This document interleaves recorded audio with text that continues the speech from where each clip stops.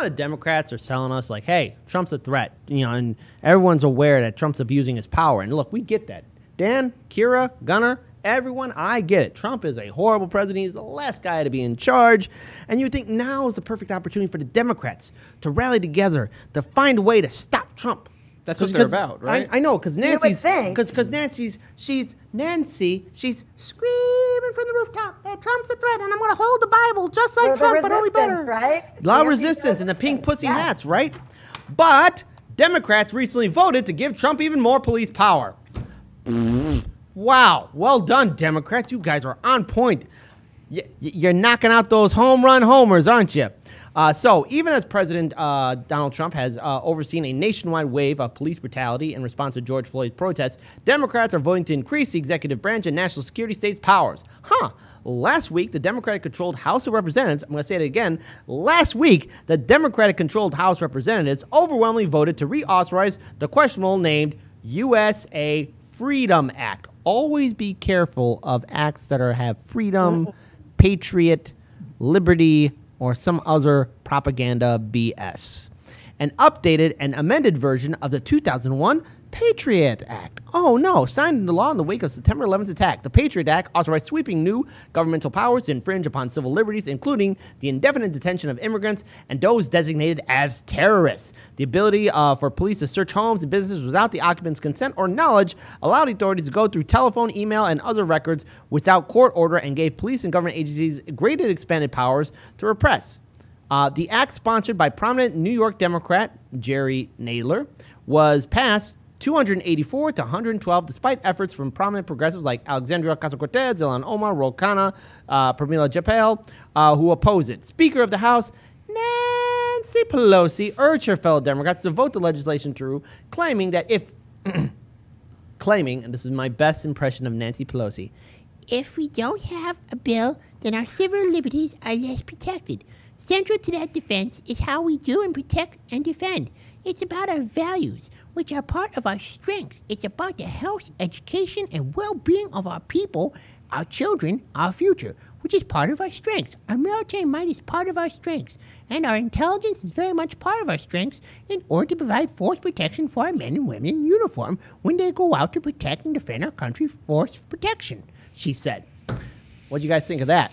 Earlier in May, you gotta be more mealy mouthed than that. Yeah, I can barely understand what she's saying most of the time she's talking. Yeah, I got a lot of Dragon Ball Z I gotta have to slur a little bit of alcohol too. Yeah. Well, and your eyebrows have to be way up here. Yeah. So anyways, earlier in May, the bill was passed 80 to 16 in the Senate, who rejected Senator Rand Paul's amendment preventing Foreign Intelligence Service Act warrants being used against Americans. The Patriot Act, in end, is not patriotic. The Patriot Act makes an unholy and unconstitutional exchange for liberty for false sense of security, and I, for one, will oppose its reauthorization, Paul argued, to no avail. Trump has responded to the... Okay, so then the article then goes into further about what's going on with the protests. So... Nancy Pelosi and Senate Minority Leader Chucky Boy Schumer, in a joint speech against Trump's handling of the situation, have been given much criticism about their support in regards to this bill. And even it's also important to note that the Democrats, again, while they are criticizing Trump, they're giving him more power. Actions always speak louder than words. So, guys, I would like to get your comments on this. Kira, Daniel, please take it away. Actions definitely have a bigger impact than words, right? I mean, the words might get you reelected, but at the end of the day, you're not really helping any of your constituents or any of the American people. I just can't believe people are Democrats anymore. It's really wild to me because this is something that happened. Okay, so I remember this because this was a huge turning point in my life. In 2005, when they expanded the Patriot Act and the Democrats did nothing about it, was about the time that I was like, you know what? I don't think I'm part of this party anymore. I don't really see myself aligning with what they seem to be aligning with. So this has been going on and on and on. And I don't think anybody is surprised that they extended it, and anybody's surprised that they call it something silly like the Freedom Act. And I think it's outrageous. Yeah, Trump is so dangerous, but let's just rubber stamp every single thing that he wants to do. Tax cut, check. Defense, Check. Okay, let's expand, you know, this this illegal, like, essentially search and seizures. Check. We are like, Democrats are not the resistance. They're playing on the same team. They're fooling everybody. And I'm not totally sure when Americans and Democrats are going to wake up to this.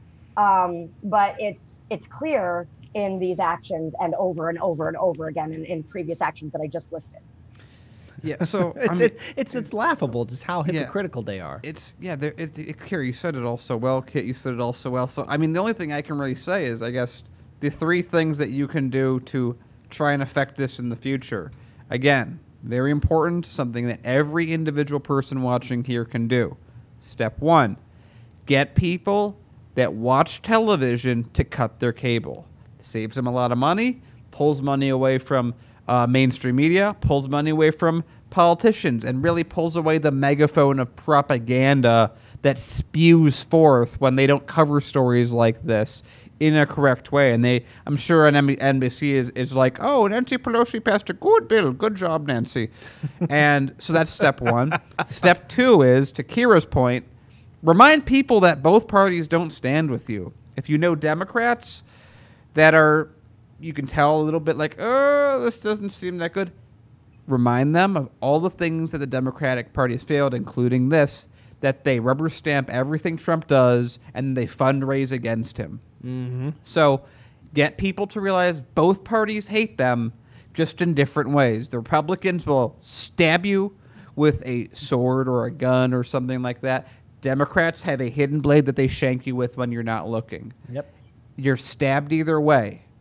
Another thing, especially now that there's a little bit of lifting of the quarantining responsibly, find people, get them together, go to local businesses that share your values, get talking with each other. 1,000, 10,000 grassroots organizations are very hard to overturn. That's right. And I think it's a final note, too. Hey, to the vote blue no matter who people and Biden supporters that are so against Trump, look, I understand it. You hate Trump. But do you think that these extra powers that they gave to Donald Trump, let's say in a hypothetical scenario, Biden wins the election, you think they're going to roll back these extra powers? Or you think Biden's going to, you know, just carry them on? I mean, come on. Maybe Biden is going to do something different. Oh, wait. The only thing he's going to do different, he's basically telling police officers, hey, shoot him in the leg instead of the heart. Right? And he'll push TPP. Yeah. So, in other words, the hell was this vote blue no matter who kind of crap? Because the Democrats just gave Trump, you know, the bad guy, more power.